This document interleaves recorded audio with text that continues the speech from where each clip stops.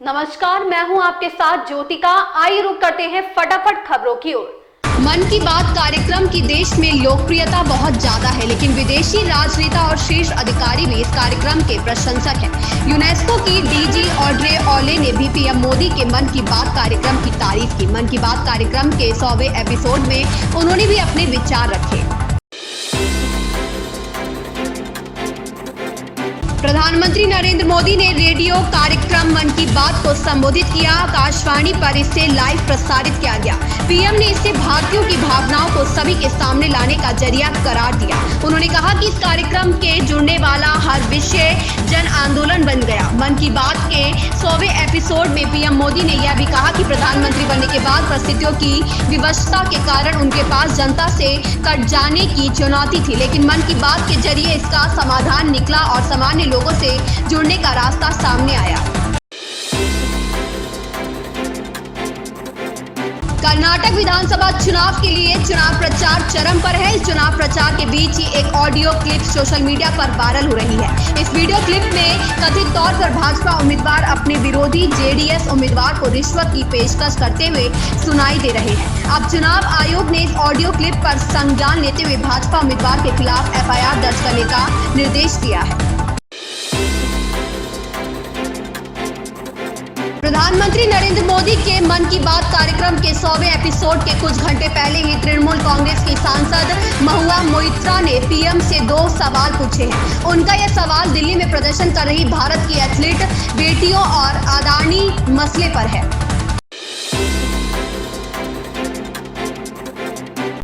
भारत में पिछले 24 घंटे में कोरोना के 5,874 नए केस मिले हैं। एक दिन पहले के 7,171 केसों के मुकाबले यह करीब 15% की गिरावट है। दूसरी तरफ कोरोना से ठीक होने वाले मरीजों की संख्या 8,148 रही। इसी के साथ देश में अब सक्रिय मामलों की संख्या 49,015 रह गई।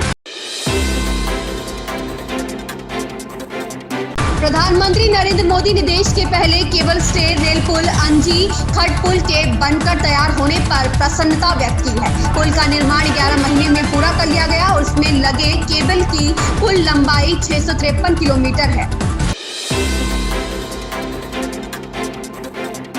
खालिस्तान समर्थक अमृतपाल सिंह दावा करता था कि वह युवाओं का नशा छुड़वा रहा है, लेकिन सच यह है कि अमृतपाल के गांव जल्लूपुर खेड़ा में गुरुद्वारा के पास एक शेड डालकर बनाए गए नशा मुक्ति केंद्र में एक भी युवा नशा नहीं छोड़ पाया है। वहीं पुलिस जांच के दौरान सामने आया है कि अमृतपाल के साथ जो युवा गनमैन बनकर चलते थे वह भी अलग अलग तरह का नशा सेवन करते थे। यह खुलासा अमृतसर ग्रामीण के एसपी तेजवीर सिंह की ओर से किया गया है।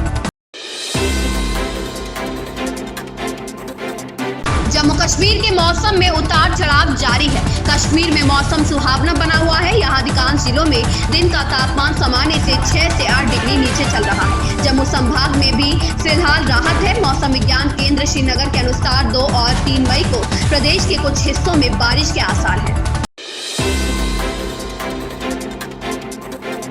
मेवात का जामताड़ा बने नूह में 200 से ज्यादा साइबर ठगों को पकड़ने के बाद अब पुलिस की नजर क्षेत्र में संचालित होने वाले साइबर ठगी के कोचिंग सेंटरों पर है। शिक्षा के क्षेत्र में पिछले नूह जिले के इन गांवों में ठगी के कोचिंग सेंटर भी संचालित किए जाते थे। इन कोचिंग सेंटरों में साइबर ठगी की ट्रेनिंग दी जाती थी।